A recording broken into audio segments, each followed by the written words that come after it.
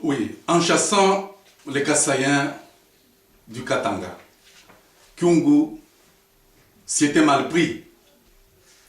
Kyungu s'y était mal pris parce que il s'est laissé conduire par les sentiments.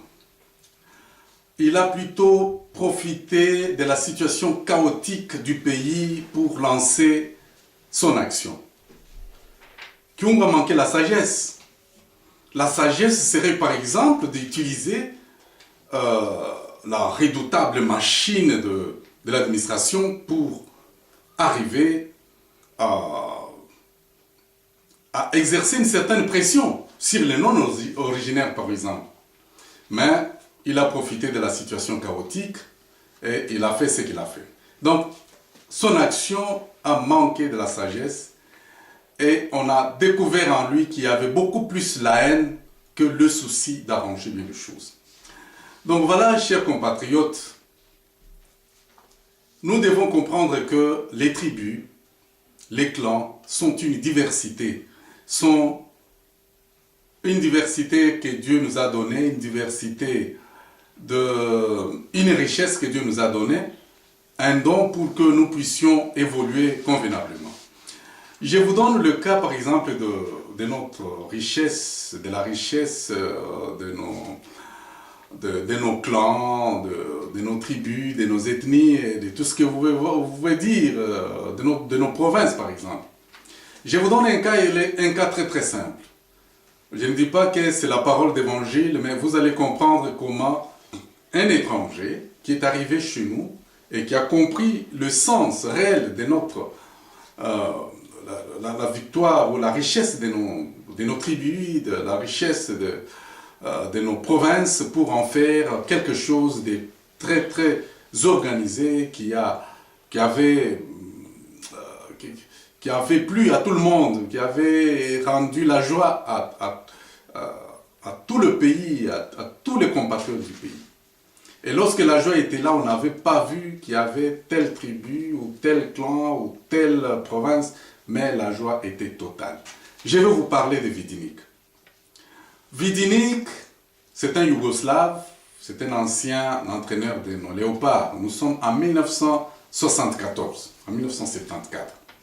Vidinik a compris que le pays avait une grande richesse et que le pays pouvait remporter la victoire.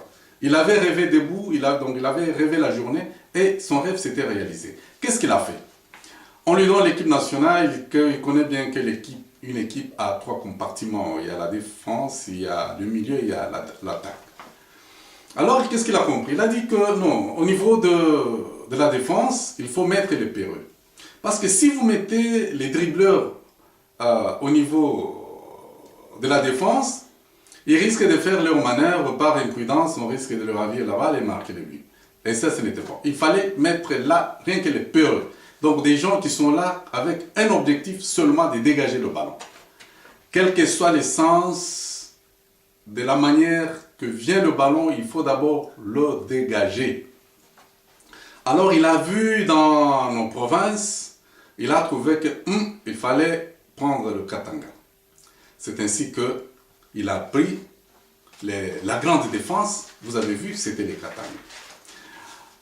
Je ne veux pas dire que ce sont des peureux, mais c'est quelque chose qui est inné à eux de défendre le camp chaque fois qu'il est attaqué. Voyez même au plan politique Laurent Désiré Kabila.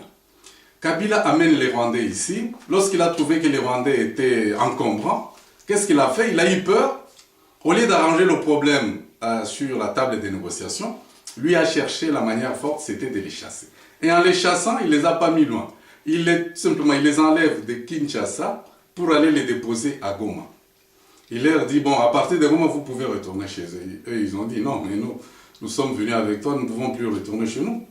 Vous voyez ça? Donc, c'est ça. Vous avez vu comment même il a géré la guerre. Pour lui, il fallait fabriquer même des bombes. Il faut vite terminer la guerre par une violence. Vous voyez, la peur. Donc, la peur se retrouve beaucoup plus au Katanga. Et au milieu, qu'est-ce que Vidinik a fait? Au milieu, il fallait des gens sournois, des gens qui, lorsqu'il a le ballon, euh, il est difficile, il met en émoi et l'attaque et la défense. C'est ainsi que vous avez vu les gens, les joueurs tels que Mana, qu'on appelait les ventilateurs. Ces joueurs-là, lorsqu'il a le ballon, et l'attaque et la défense, on ne connaît pas où ira la balle, où ira le ballon. Les gens de l'attaque sont parfois très bien positionnés pour marquer les buts, mais dès que Mana a le ballon, il le remet à la défense. Et lorsque les défenseurs ou lorsque les attaquants sont dans des conditions très très difficiles, c'est à ce moment qu'ils leur laissent le ballon. Et on a vu que ça marchait parce que vous savez ce qui s'est passé. Alors il a pensé au Bandundu, au Bazaïr. Donc ce sont des gens, lorsqu'ils ont... donc il est très difficile de connaître leur position. C'est comme ça, ils sont innés et ils sont comme ça. Mais nous devons profiter de ces astuces-là au niveau politique pour développer le pays. Voyez maintenant au niveau de l'attaque. Au niveau de l'attaque, il fallait des sans-peur. Donc des gens qui sont capables d'exposer leur tibia. Et qu'est-ce qu'il a vu, Vidini? Il a vu que non, les gens qui sont sans peur se retrouvent à l'Équateur et au Kasaï. Et vous avez vu que les meilleurs attaquants se retrouvaient toujours au Kasaï. Je ne veux pas citer leur nom parce que vous savez, c'est des Kalala Mukendi, Andaye, Antumba Poussou, vous le connaissez tout ça. Il y a les Kakokore. Et vous le connaissez, donc il fallait des gens qui ne puissent pas protéger. Alors je vais vous faire parler un peu au niveau du milieu. Pourquoi les gens de Bandundu et de Bazaïr sont un peu sournois? C'est une politique, c'est une richesse. Voyez par exemple Kasavubu.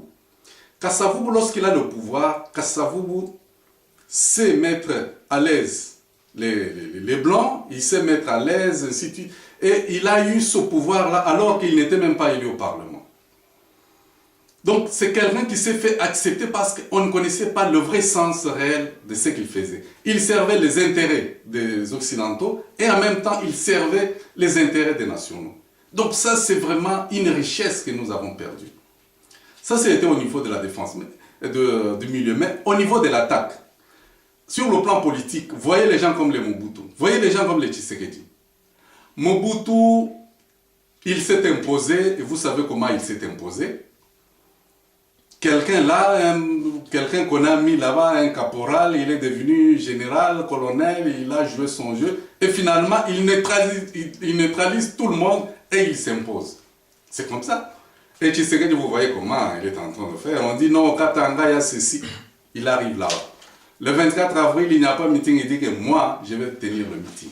Donc, ce sont des gens qui exposent leur tibia pour entendre ce que Mobutu disait, Ngai Nazo diriger Mboga na défi, que celui qui a les armes vienne aussi me chasser. C'est comme ça, c'est comme ça. Donc, Bokoki Kolongola été, Ezan Dengewana, Ezan Dengena Bango. Ceux qui bomoni que Balouba Basala Rabo, Ezan Dengena Bango, Botika Kaka Bango. C'est comme ça, et si nous nous comprenons les uns des autres, nous entourons Mboga et ça sera bien. Alors, chers compatriotes, makambo nazo ebisabino ezali ndenge wana ba tribu na makambo nyonso ba yebisi soki par exemple tomoni tozali na ba donc au niveau de na oti ko yebisabino que nous avons nos tribus et nous avons nos clans qui sont une richesse, qui sont un don de Dieu pour nous aider à aller vers l'avant. C'est-à-dire bato ya Bandundu bazali, bato ya Bazaïr bazali, bato ya Kasai bazali, bato ya ensemble mutu na mutu ezo ya na mwa monso na ye anzete tokosala nzete wana ye molai, et puis nous allons arranger bien les choses. Bota la même atabino moko. Est-ce que nous avons déjà eu un gouverneur de la banque comme Andele, Albert Ndele? Albert Ndele c'était donc les grands, les bons gestionnaires des finances publiques. Mais beaucoup de mosikate.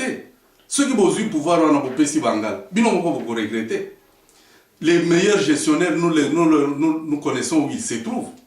Vous aurez au niveau de Bandundu, vous aurez au niveau de Bazaï, vous allez, vos finances seront très très bien gérées. Vous voyez. Nous avons par exemple au niveau de l'armée. Mais ceux qui bossent, il y a l'armée. Boti, ceux qui. Mais Boti, c'est l'Équateur, on trouve des gens comme ça. Des gens, si commandement, vous les trouvez là-bas. Il ne faut même pas chercher à aller ailleurs. C'est une richesse. Nous pouvons former une armée très puissante avec des gens capables de mener des combats et sans reculer. Alors, toi, par exemple, Barouba, ceux qui bolingi, par exemple au niveau des finances, va contrôler, donc contrôle rigoureux. Oh, il y a pour saranate. Ceux qui bolingi, kaka, makambas, ke bango, ezakaka polele. Donc, oyibi, vous savez que oyibi, marambo, ya ba fitiringe ko zalate. Ayibi, ceux qui oyibi, eza bon tengwa. Prenez-le. Au niveau des contrôles, marambo, ils ont ça, la le contrôle rigoureux de la gestion des biens publics. Mais vous tirez bango. Mais ceux qui toquent par exemple au niveau de l'administration, qui sont des bons administrateurs dans ce pays-là plus que les Swahiliphones? En grande partie les Katangais. Mais ceux qui bolingi administration, c'est-à-dire la gestion administrative, c'est-à-dire français ordonné tout ça, l'ordonnancement. Mais ce sont des gens qui sont habitués à l'ordre. Vous trouvez ce sont des gens de l'ordre. Ordre. Donc l'administration, ce qui est l'administration, c'est tambol. Confiez-les aux Swahiliphones et vous verrez que tout ira pour le bien. Donc vous voyez, la richesse soit notre zanango. Donc tribunal ethnie joue un très grand rôle dans le développement d'un peuple. La tribu soude un peuple. La tribu renforce ou rapproche les gouvernants.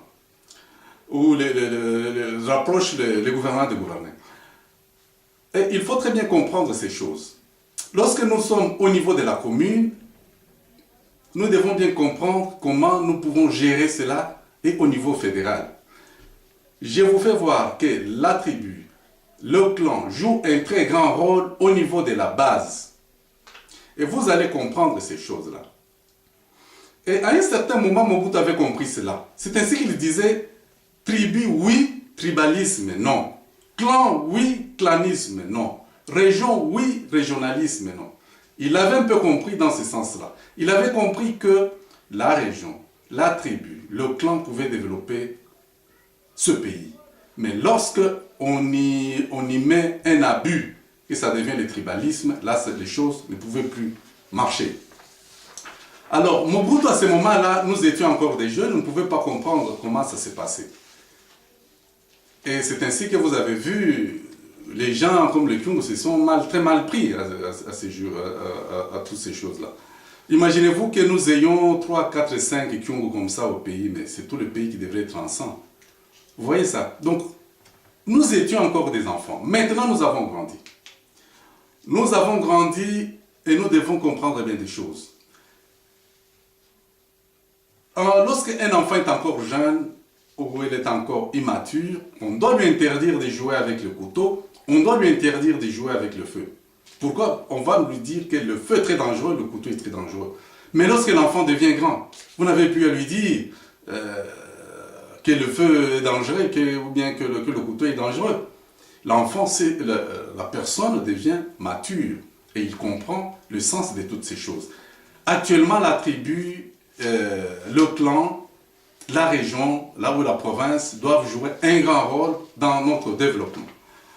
Nous sommes appelés à nous servir de toutes ces notions au niveau de la base pour bien diriger notre base. Bon, c'est ainsi que si au niveau de la base, ça marche au niveau de la commune, mais au niveau au niveau fédéral, il est absurde d'amener aussi la notion de géopolitique. C'est cette notion de géopolitique qui nous a tués. Cette notion a fait rater beaucoup de gens. Imaginez-vous, par exemple, moi je voulais devenir médecin, mais parce qu'il y avait le problème des quotas, je ne pouvais pas faire l'université. Parce que comme j'étais kassaïen, les Kassaïens avaient déjà un quota qui était déjà complet au niveau de l'université. Donc moi, je ne pouvais pas aller à l'université. Donc vous comprenez que leur manière de faire ces choses-là ont beaucoup bloqué l'éclosion de nos talents. Alors c'est ainsi que, même au niveau fédéral, lorsque il y a par exemple le problème de géopolitique, c'est un faux problème. Le problème, nous devons l'amener au niveau de la concurrence. L'esprit de concurrence, l'esprit de compétence au niveau de l'administration fédérale. Vous ne pouvez pas dire, ah non, il y a deux de la province de Kasaï, deux de l'Équateur, deux je ne sais pas moi, de Bandundu, deux de Kivu. Non, ce n'est pas, nous ne pouvons plus comprendre les problèmes dans ce sens-là. Actuellement, nous comprenons le problème au niveau de la concurrence et de la compétence dans l'administration fédérale. Je préférerais bien que tout ce monde-là soit du Bas-Zaïre, mais qu'ils aient l'esprit tout simplement de servir tout le monde. Bon, il y a beaucoup de choses là, je pense, je peux vous parler, parce qu'il y a des anecdotes même qui disent ces choses-là. Kuchinu kwa janjila muimpe. C'est comme ça. Donc, il faudrait que les gens qui sont à la tête du pays aient l'amour. C'est l'amour seulement qui casse tout. Si ces gens-là ont l'amour, c'est fini.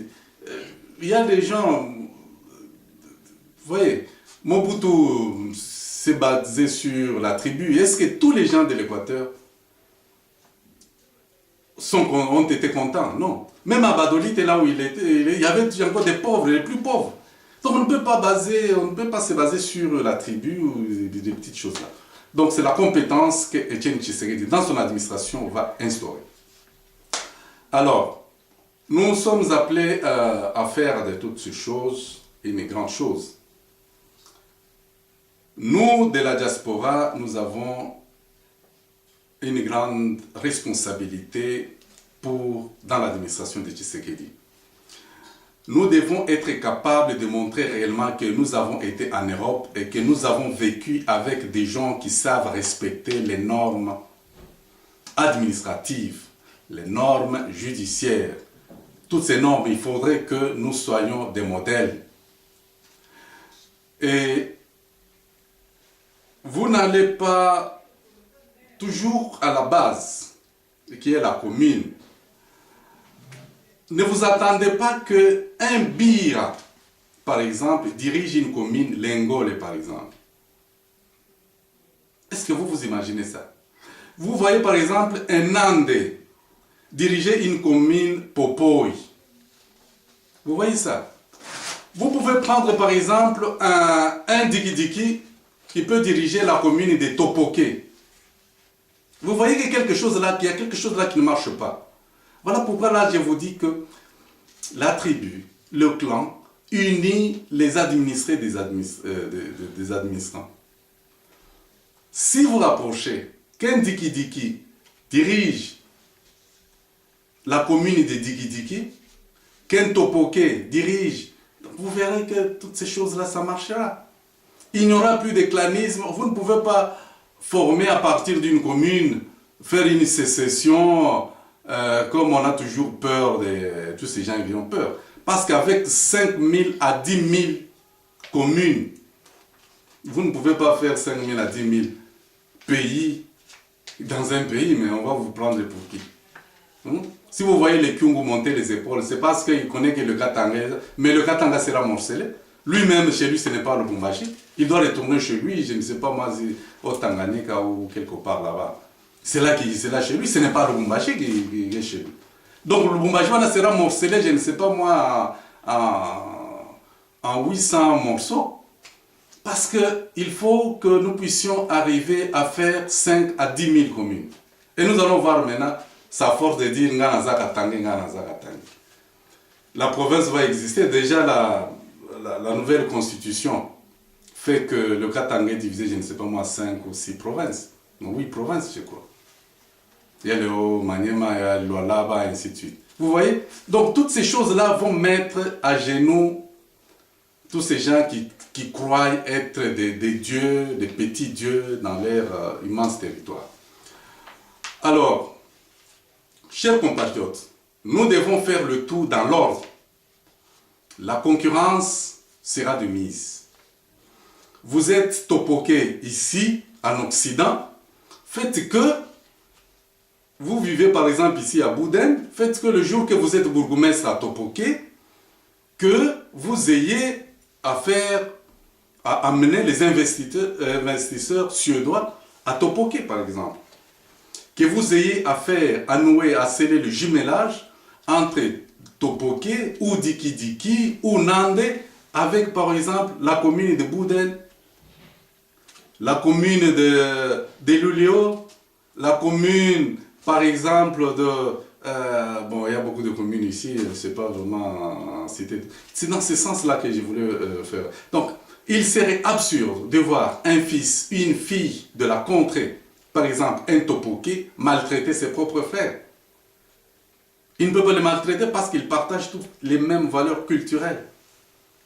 Que vous soyez Ngombe, que vous soyez Nyanga, que vous soyez Sango, que vous soyez Tembo, vous soyez Wakuti, vous soyez Yakoma ou Fuliru ou les autres tribus que nous avons, si c'est votre frère qui vous dirige, mais vous savez facilement arranger tout ce problème parce que le problème devient très très facile. La réalité de l'administration Tshisekedi, c'est cela. Si nous qui sommes ici, si vous qui êtes là à Kinshasa, vous parvenez à apporter à vos origines les richesses de vos prouesses intellectuelles que vous avez acquises, que ce soit en Occident ou à Kinshasa ou dans des grandes villes, et cela de manière efficace, mais nous allons développer ce pays. Lorsque Tshisekedi dit que nous récupérons le retard de 50 en 10 ans, mais c'est une réalité. Ça ne posera même pas de problème. Nous ne serons plus, tout le monde n'aura plus besoin de vivre à Kinshasa parce que sur place, à Topoké, sur place à Diki, sur place vous êtes à Yakoma, vous êtes au Fuliru, là chez vous, là, vous avez l'internet. Il suffit tout simplement de faire un petit message et vous êtes en contact avec tout le monde. C'est cela l'administration Tshisekedi. La réalité de l'administration Tshisekedi, je vous le dis, est vraiment effective et nous allons continuer à le vivre. Le tribalisme ou le régionalisme ou tout ce que nous pouvons dire de négatif ont été influencés par l'absence d'un état de droit. C'est ça ce qui a manqué. Nous avons manqué un État qui soit capable de répondre aux attentes du peuple. Le tribalisme a existé dans notre pays parce qu'il a été influencé par l'absence d'une classe politique des nationalistes, des gens comme Étienne Tshisekedi. Le tribalisme, le clanisme, le régionalisme a existé dans notre pays parce que ces concepts ont été influencés par l'absence d'un programme. Un programme politique consensuel qui tienne compte des préoccupations de tout notre peuple. C'est ce qui a fait qu'il y ait tout cet art. Donc voilà, chers compatriotes, ce qu'on pouvait parler sur la tribu, le tribalisme. Je crois que je me suis suffisamment époumoné là-dessus. C'est une réalité vivante, mais nous devons la vivre pour le bien de tous. Alors, pour terminer, je vais parler sommairement sur le congrès de Oslo. J'ai reçu un certain nombre de questions auxquelles je vais répondre. Mais avant de répondre à ces questions, je partage avec vous cette réflexion. Je pense que les rêves des hommes ne peuvent devenir effectifs que si ces hommes se mettent ensemble pour parler. Ça, je suis sûr. Je suis sûr que les hommes qui rêvent la journée verront leurs rêves se réaliser. Contrairement à ceux qui rêvent la nuit. Ils sont des malheureux parce que le matin, ils seront déçus.